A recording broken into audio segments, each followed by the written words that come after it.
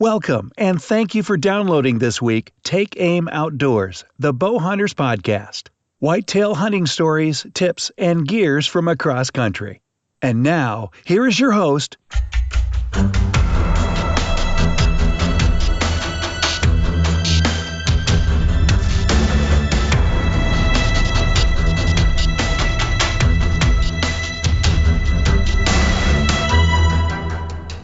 All right, boys and girls, we're back. Brand new episode of Take Aim Podcast, and excited to bring another N-Season Report.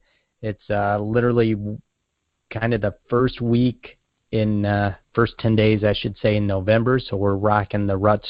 The rut is kicked off. So excited to have Tim Clark back on with me. Tim, what's happening? You know, it's taking a little bit of a breakout here. I hate to say it at this stage, but I think we're suffering some lockdown right now. On some of our farms out here. The hunting is still good, and we're still getting shot opportunities every day, but the does are laying up, the deer activity is slow, and you're not seeing anything chasing. It's just been dead. We're in one of the best spots we have, and the deer just aren't moving. We actually took a buck, I think it was Monday. Our hunter had seen 12 different bucks in the same day. And we got a nice wide 8-point taken out of there. It was John's best deer ever. And the next day we went in there. Well, we hadn't disturbed anything, so we figured we'd just go jump in and pick up where he left off because there were so many different deer around. And the hunter had not. He sat for 2 days, didn't even see a deer in there. I mean, completely shut down. So this morning, though, the last 3 or 4 sets, things are starting to pick up. Deer are starting to kind of phase back into the rut. We're seeing more chasing. I just had a text from a hunter, told me that he had rattled in a mule deer, which is not the most common thing around here anyway.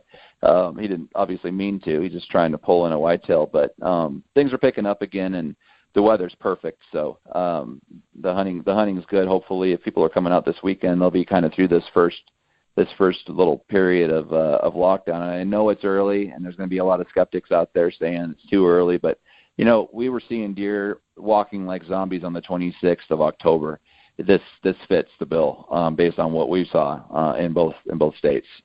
Tim, you just asked me when we talked last. The show came out today a week ago. We actually had talked on Monday, the day I was leaving for Missouri. So that was the first. Right. Yep. So sorry to screw you up there, but yeah. So I think you had put down a couple deer while I was gone in Missouri, for sure. Yeah, we did. I know you put down the drop tine. Yeah, I don't think we had taken that buck yet. We named him Dirk Diggler. We were actually trying to kill that buck when we got the 12-point buck. We had him daylighted for a couple of days, and we figured he'd be the one that'd get dropped. And the 12-point come out. He was the only one that was nocturnal on the camera, and then surely he comes out, at 5:50 in the afternoon on a bluebird day. Go figure. And Dirk Diggler just kind of went into hiding. I was worried that we'd bumped him for good, and he was never coming back. But I had one of my longtime customers hunting with me. I said, you know what, it's worth hunting this place for a world-class deer that you're probably never going to get a chance to shoot again. Just hunt it out these 5 days on your trip, and we'll play the wind.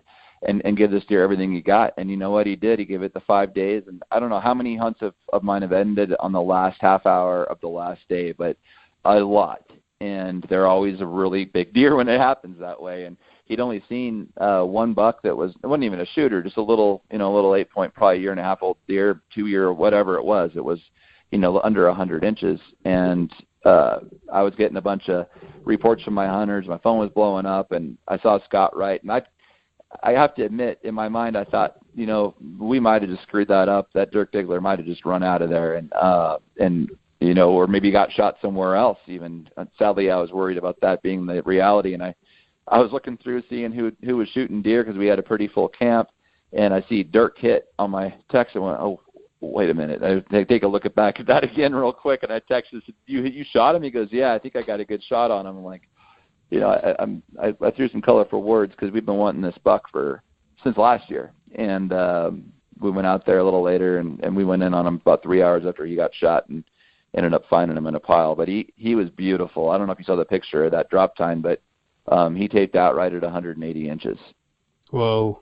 Yeah, I believe believe I saw the picture. It's pretty amazing deer. And that was Kansas, right? Yeah, yep, that was Kansas, and we had a few other guys in camp at the time. We've actually had some pretty good luck. We had a few guys down south on our south camp that were having a little harder time, and every year we have some guys that we don't just get along with 100%, or they don't, it just isn't for everybody. And sometimes people see all this stuff happen and all this action in camp, and they're seeing the tip of the iceberg. They're not seeing that Scott waited till the 5th day and didn't get a chance until that moment to kill a deer. All they see is a success, and they come into camp expecting to have a one-day hunt, and they're going to be done with the booner. I mean, we've had an exceptional year this year, I will admit, but we've taken some very beautiful animals, bigger than average on our average kill this year. And every year I think we ramp up a little bit. I like to think we're getting better every year. The evidence is surely there, but some of these guys come in a little too high expectations, and they weren't seeing shooter bucks right off the bat, and it was really hard to get them to kind of get patient because they were new to whitetail hunting as well. So one of them ended up getting a shot opportunity, but it couldn't get, things, it happens. 40 yards, any number of things can happen to not let a shot happen. But other than that, anybody that's gone the distance and hunted the full 5 or 7 days, we've still only had one person that hasn't gotten a shot opportunity. That's it in Kansas. And I'm pretty proud of that because we've killed about 20, I think we're sitting on 24 or 25 deer right now. Wow. Now, and that's total, but I know you had some cool pictures of Dirk from 2016 and the summer of 2017. It's just crazy what 1 year does. He was a basic framed 8-pointer, and then he blows up to a, or was he a 9-pointer last year? Or was he? Yeah, I think he was a 9-point. And he just a really pretty buck, and it may not even be him, but he was running with that 12-point since last year, and there was the same exact thing. It was these same 2 bucks, same characteristics. Before he popped that drop tine out, I was certain it was him. Yeah.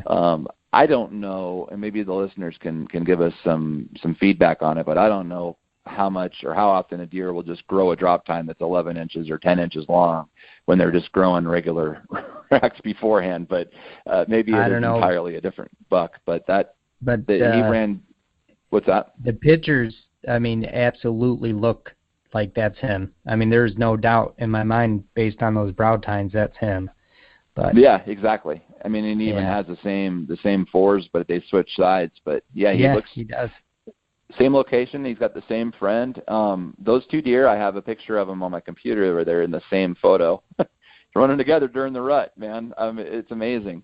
I feel kind of sad about it. They were beautiful, and they were such a regular group to see. We'd always see them together, and had a lot of memories. But we took them both down, and I always have a little bit of remorse. If I didn't, I don't think I'd. I don't know. I don't want to judge people who don't, but I do know that deer, the older they get, they have a tendency to start growing those non-typical points. So do you think he was, heading towards that 5 or 6 year old range? Yeah, we think he was at least in that range. The body on that deer, we had it estimated at a place in Colorado. My hunter was from the mountains there in Colorado, and he said that the deer was, and this might throw some red flags too, but I'm telling you, I believe he was at least this much weight. He was 325 pounds live weight. Wow. And it was the biggest deer I've ever seen on the hoof until we killed Satori. And then Satori died, and I thought, wow, that's really a huge deer. I think that deer was pushing more. I don't know. I'd be throwing a number out. I'd be guessing. If I was right, it would just be lucky. But he had the biggest hooves and the biggest forearms, the biggest chest. Just getting the lungs to detach when I was cleaning them was a massive task. It was just stout everywhere.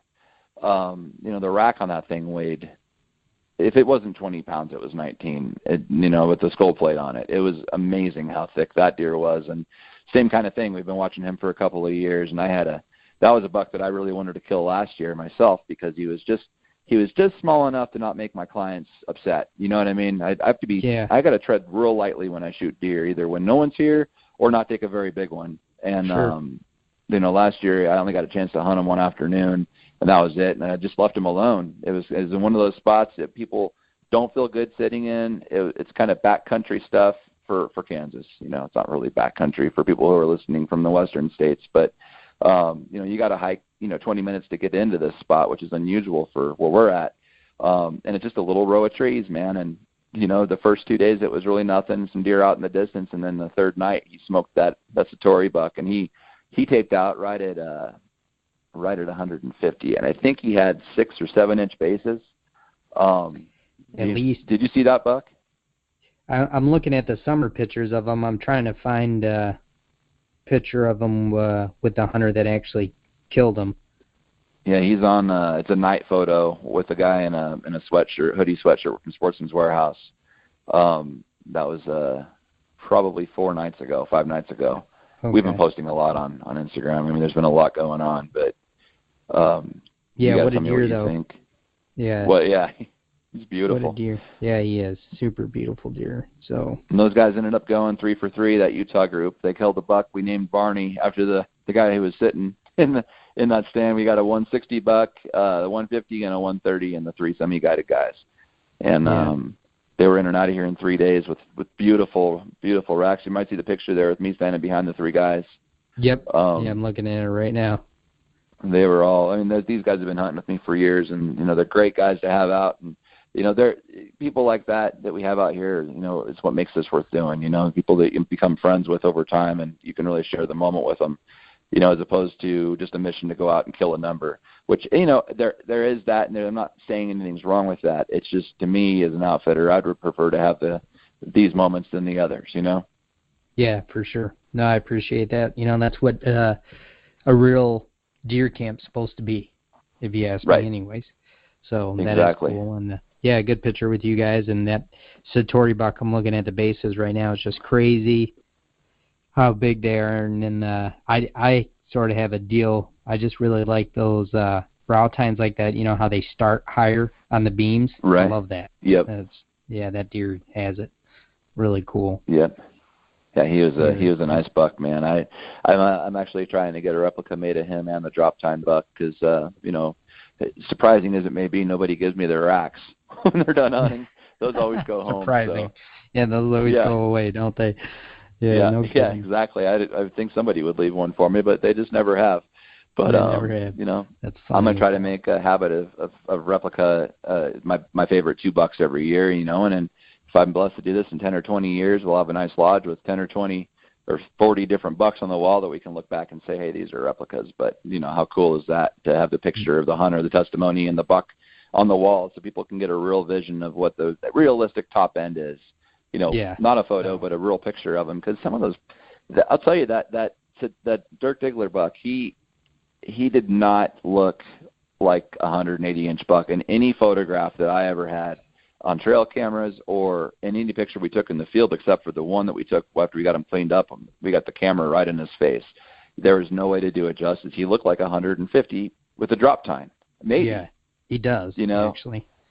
Yeah, and the same with that 12-point. He didn't look like much either, but until you see these things, that they get that big of a head and that big of a 300-pound body behind him, you know, I've learned a little bit. I'll have to say, I mean, every year we learn, and I'm not ashamed to say it. You know, I hope I never stop learning, or this is going to get boring. But, you know, it makes you look twice at your trail cam pictures, and what are you really dealing with here? Because you might overlook a buck that's just an absolute stud, thinking that he's just 100, you know, and no one's turning their nose up at a 150-inch deer with a drop tine, but you know what I'm trying to say. Yeah, I know. And I know also as well, like I kind of learned that lesson this weekend. You know, when you view them as well in the field on a phone or a small viewfinder, you know, those handheld viewfinders, it does not do it justice as like what a laptop does. We had some deer that we legitimately thought were 130-inch deer down in Missouri. And as soon as we actually went through those pictures one more time to double check things and pulled them up on a computer, I mean, he was a mid-145 2-year-old, you know, 2-year-old. But, you know, we were just blown away at the, you know, deer like that in Michigan. They don't look like that at 2.5. They don't have 140 inches of bone. And that's crazy. You know, like I said, the small screens, it does trick you, so you really got to pay attention to those. That's a great tip. Yep, exactly. And you know, one thing we're on the same note, one thing we're noticing a lot of hair, forced the other way on the back of deer, on the does, is one thing that I think a lot of hunters overlook. And, I don't like to give away all my secrets, and I think that a lot of viewers know this, but it's surprising how many guys come into camp that don't know about this. I mean, these does, when they're doing their thing, if you think about the logistics of it, their hair is getting pushed the other way, and it stays there. And, if they have a messy coat, you're looking at an animal that's getting bred. And if you've got that, no matter what, if there's no buck in the picture, you need to be there. She's going to, sooner or later, someone's going to walk by and see Ladies' Night, and he's going to stick. And there's probably going to be a fight, and it's probably going to be a good buck. Seeing those pictures, we started honing in on some areas and ended up killing deer because we had does that we knew were in heat, and we got some nice bucks out of it that we didn't even know we had initially. They had just shown up. So I personally think that the does, when they're in that state of mind, they're just as crazed as the bucks are for that whatever period they're in. When they're actually standing for the bucks and breeding, they'll just stand in the road in front of you like there's total zombies. Yeah, exactly. Another thing that, hone in on during this, active rut period is with the does is pay attention to when they squat and pee. Sounds right. Funny, but if they squat and pee, that means one or two things. There's a buck in the area, and she's letting him know if she's ready or not ready. So, if you're in an area where that doe has squatted and peed, stay there because somebody's going to come check that. Like, don't be moving. Don't get out of that stand. Stay an extra hour in the morning or stay all day if you have to. But that's a sign that a buck has been near her and pestering her, and she's communicating. So Exactly. I think people see it, and they don't necessarily know how big of a sign that is or how good it is, and they move off the area or they leave early. I mean, we've got a camp down the road from us about a few miles, and they're from out of state. And we drove by today at 9:45, and they're leaving. I'm thinking, man, unless you got deer on the ground, what are you doing leaving at 9:45 on November 9th? It's today the 9th, whatever the date is. I mean, today's the 9th. November 6th to the 20th. You better sit till 11:30 or noon, if not all day. And the reason I say that I'm fairly certain it wasn't a deer down is there was 4 guys getting in the truck. So they either maybe they got one, but they all got down to celebrate, which is another huge boo-boo. I mean, I had a deer miss like a opportunity miss like that just for the same exact thing a couple of years ago. Coming down to say congratulations, and you leave your stand, and then here comes the big buck on camera right after you walked away from the stand. It only takes a minute, and it never happens when you expect it. No matter how much you're dialed in, it is always a surprise from a surprise area. Right, there always is. Yeah, and actually that kind of ties into what I was going to ask you next is, a deer like Dirk, let's just say, but any deer, but just one of your better deer. Have you noticed, especially in the area you are compared to like Michigan, we have a lot of just numerous does. Bucks don't have to necessarily travel that far. Not saying they don't, but lots of times they don't have to. You're in an area where there's just less pressure, less deer, less social stress. What's the biggest distance you've ever noticed one of your deer killed outside of his home range? For us personally, I've seen him as far as 3 miles that I have actual evidence of firsthand. I've heard stories of bucks that we've taken of neighbors saying they saw him 7 miles up the river, but they never produced a picture. And I wasn't trying to say, hey, I don't believe you, but that's the way they took it.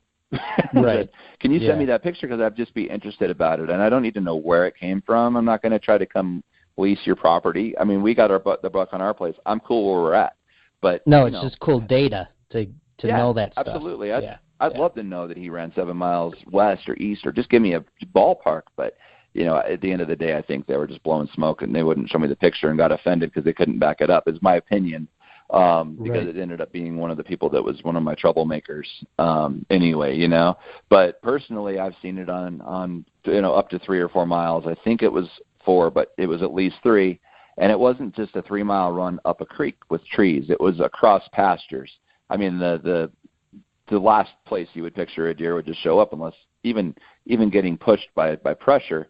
It had to go out in front of a lot of people and go on a blind faith looking for a creek bottom to get from one point to the other, but it wasn't just one time. It was back and forth. He was running over these pastures and yuccas, places that not normal whitetail travel corridors. That's for dang sure, and a long way at that. Yeah, it is amazing. I always get like such a kick out of that because some know their home range and those does so well that they know as well they don't need to leave. And then it's like other ones, man, they're just like, the crap with this, I'm out of here, or I'm going with her and I'm going as far as she'll take me. It just it's neat the personalities in each one. Yeah, exactly. You know, we heard a report up in Nebraska about some on the Platte River, and they had one that would run on a radio collar. He'd do 7 miles each way in a day, and that I've heard that from several people, although never directly from the DNR up there. So you never know what rumors will create, but usually when you hear consistency, there's usually some accuracy to it. Yeah, sure. But on the Platte there, they can get going one way and it all looks the same. We have elk sometimes come through, so I mean, they came from a little ways west. So they just keep going in one direction, and who knows how far they'll end up going for when you get the collar on them, then you find out. But as far as the numbers go, the Nebraska thing, it's funny. There's one piece of river there that my New Jersey guys were on 2 days ago. And they said, and I seconded, I've never seen more deer sign in one spot in my life than I've seen in this area, and it's unbelievable. There's just no way to even try to give you any kind of comparison to how many tracks are in this place, how many rubs. There's one picture on my Instagram, a colt standing next to 2 fence posts, and one's a fence post, one's a tree, just torn to hell. And then there's also a picture there of just the dirt and the trees, and it's 6 feet wide, and there's nothing describable besides deer tracks in it. It's just straight deer tracks on deer tracks. And they were in these cedars there the other day, and he said, we only saw 3 does. What do you think's going on? I said, I think that, there's probably, and this is a lofty number, but if you want to call the local DNR out there in North Platte and ask how many deer are on the river in this area, in the whole spectrum on the Platte River corridor that runs the entire state, the number's high. And it's an unbelievable number, even from the DNR. There could be 50 does in there. If half of them are breeding, there's a lot of deer laying in those bushes not doing anything besides making babies. And we made a joke, and you might want to edit this part out, but we made a joke and said, if deer made the same noises that the human beings made when they were reproducing, could you imagine the way those woods would sound? And it was pretty funny to, everybody kind of got a good laugh out of that. But yeah, for sure, that's funny. They're staying down there, not making noise, and just laying down breeding, and it is exactly what's going on. I think we're just in a massive lockdown, and up there, you've got the numbers. Those deer don't have to go anywhere to find chicks, and down here, they do have to do a little searching, which is why we get lucky, Right. Once they lock down in Nebraska, they got to go about 40 yards to find another doe. I mean, right. There's just the numbers. That will cause lockdown without a doubt, and I got buddies in south central Iowa right now, and I got an update yesterday. And, I just asked, how's it going? And he said, bad. And I said, what's wrong? And big capital letters, 5 exclamation points, lockdown. So we are in that phase right now where, bucks have already been with, obviously their first set of girlfriends, and they're probably locked on their second or maybe even third now. And it's to the point where multiple bucks have done this. So it just is that huge wave hitting us all at once where everybody's not seeing any deer. And like Tim, it's just it could be a day, it could be 48 hours, and then it's going to explode again. Exactly right. And, you bring up a good point, but from where you heard from them about lockdown, that's how I determined it. I didn't want to come out and say it on social media or even to my deer camp, because I know it was a lofty call this early, because we're running about 10 days early this year. At least in our camps, our success and all of the things that are happening earlier than they have in the last 7 seasons. But we've got camps from I-70 all the way to I-80, and as far east and west is 30 or 40 miles, and every single camp is seeing the same exact thing, and the deer just shut off completely shut off. Really 3 days ago is where it was at its peak, and right now we're crawling out of it. We're seeing more bucks and more does every day, every set, and hopefully we're pulling out of it, because it got scary. And if we didn't have cameras to know any better, well, we'd probably be worried we didn't know what we were doing or something. But right. To all the people that are out there who just showed up on their 5-day hunt, give it another 24 or 48 hours and have a short memory, because it'll change in a heartbeat and you'll be right back in the thick of it. Yep, exactly. You just got to tough it out. So that is all you can do. Sadly, there isn't any other explanation of what's going on besides the truth, and that's the truth. And sometimes you take the good with the bad, and if you're there for 5 or 6 days, you should run into it again. And hopefully, on that day God gives you shoot straight. Yeah, that's right. That brings up another thing, and I know you didn't ask me. Sorry if I keep running off, but I wrecked my truck this morning into a ditch, so hopefully we get it out in about an hour, but I can't get my driver's side door open, and all I've been doing is drinking coffee and complaining about my day. So yeah, how's that going?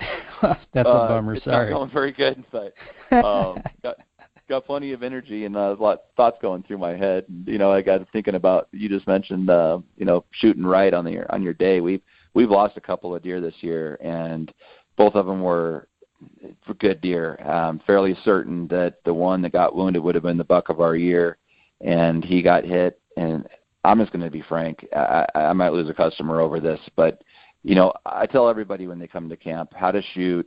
Think about the exit hole, aim small, miss small, pick a rib, pick a hair, all those things that everybody says, but a lot of people don't think about, and they don't follow through with it. And this guy said he shot a number of deer, and I laid off a little bit, and I said, all right, well, if you've killed 20, 30, 40, 50, 200 deer with a bow, I don't have to tell you how to shoot a deer with a bow. So I didn't. Well, if I would have just said, don't take a quarter until you shot, he just might not have taken that quarter until you shot. I've never seen a quarter until you shot work, ever. And maybe you've seen 10. I haven't. With a rifle, sure, not with a bow. And the guy was describing the deer come in. I said, tell me everything. We waited. Tell me what happened. Where'd he come from? Where'd he go, et cetera. And the first thing he says is, here comes the buck. He was quartering to me, and I drew back. And I'm sitting there with my jaw open, like, please don't tell me you shot at him quartering to you. Not a huge mature buck. Don't tell me that. And he said, well, I thought he wasn't going to give me another chance, so I just went ahead and shot, thinking I punched you the shoulder. I'm filling the blanks on my 4-letter word. You'll probably pick one that's close. But we went and looked for him, and all we found was froth underneath a fence. Like he drug his back. I think he got into no man's land. Well, we did bump him, so we backed out, and there wasn't much blood. We went back the next day, 24 hours after he'd shot it. Went back in, found his bed, found a little bit of blood, carried on a little ways further, and we found a drop of blood inside of a leaf that had pooled up in the bottom, and where the blood had coated, like almost painted the leaf. It was a windy day, hadn't even dried yet. I mean, he was just standing there, just bleeding. 26 hours after he'd been shot, and now We've just left him alone. I think he's gone, and I'm fairly certain it's my big G3 buck, and that's probably a 180, maybe in the 90s. Oh, that's a bummer. Sorry to hear that. I mean, it happens to everybody, and it does. Lots of times it's it is what it is. You don't know if it's the hunter just taking a bad shot angle or one of those fluke things where you just happen to stick an arrow somewhere where you don't hit enough vital. But that's right. Yeah, Okay. A very hard quartering 2-shot is very hard to make. It's actually, like you said, it's really the worst shot. Slightly quartering 2, you should be able to punch that home, and I've seen it done, and I've seen deer die from it. But a hard quartering 2, it does not make sense to do it. If you're going to do that, you better be good enough to shoot one right between the shoulders if you're going to do it, because that's a way safer shot than shooting directly at that shoulder blade. So well, that's right. And the quartering 2. I mean, I don't condone neck shots, but if I had to make one shot and it was to feed my family, and I had a 2-inch, expandable blade like I do, I would take the neck. I'd take in front of the neck below the spine and try to spine it or cut that throat pipe. If I was forced to make that shot over, and I'm not saying that's a good shot. I don't condone taking that shot. I'm just saying if I had to choose one or the other, I would rather take one through the throat and try to get it killed that way with a big expandable broadhead than take the shoulder, because at least you're going to hit meat. At least you might hit the spine. or artery or the esophagus, but it a lot of times the problem is that it is preventable, and we get wound up and we force things that don't need to be forced. Yeah. Yeah. You may not get that 180 buck around again. You might have gotten another shot at him. It might have just been a well-placed shot that just didn't go right. Might hit a branch. I wounded a deer last year. I'm not calling anybody down for doing it. And I'll probably wound a deer again, and it won't be on purpose. It never feels good. It never is on purpose, Yeah. That's but sure. if you knowingly take a shot that is a lofty shot, buck fever does a lot of things to a guy, and when they're close, especially, you think, well, he's only 20 yards, it's going to go through there. Well, nothing's worse than going home with that feeling. And for us, I've been following that buck for 3 years. I think I feel as bad as he does. I really do. I hate to say it. Right. I don't want to make this about me. It's not, but we care about our animals. Yeah, I'd love to see that buck. Yeah. It just sucks. Totally. Yep. It does. But he had both arrows. He had the arrow sticking out of both sides of him when we bumped him. That's the sad part of it. I don't know if he's gonna. I don't think there's any chance he'd survive something like that long term. But he could be running around like that for a while, and that doesn't reflect well on other people that don't hunt. If they see something like that, coming in town for Thanksgiving and they see a buck laying out there with it, you know what I mean? It's part of bow hunting. Nobody wants that to happen, but it does. No. But we've lost 2 this year so far, and only had 1 miss, and out of 20 deer, that's running under average. So I'm overall very happy with the success we've had with hunters getting their deer. Right. Well, I hope, Tim, I guess sadly got to jump off and get back to work, but I hope lockdown ends for you guys, and I hope we can catch up this weekend, and I hope you guys smoke another 4 or 5 nut booners. Well, thanks, man. I sure would like to. We're headed up to Nebraska tomorrow. We got some guys here still, but we have rifle opening on Saturday in Nebraska during the rut. So we're hoping to get the page busy again. So we'll have lots to talk about next week. Absolutely, and let everybody know your Instagram page, because as always, Tim puts out a ton of content. And it's really fun to pay attention to. Yeah, it's at Reddog Outfitters. It's just like it sounds. All the spelling is correct. Look for the Red Dog logo. Actually, it's not on there, but just look up Reddog Outfitters in Kansas. You'll find my face on the logo there instead of my dog head logo. But follow me, and you'll see some tips, and you'll see some inappropriate stuff too. We're not exactly politically correct around here. All good deer camp stuff.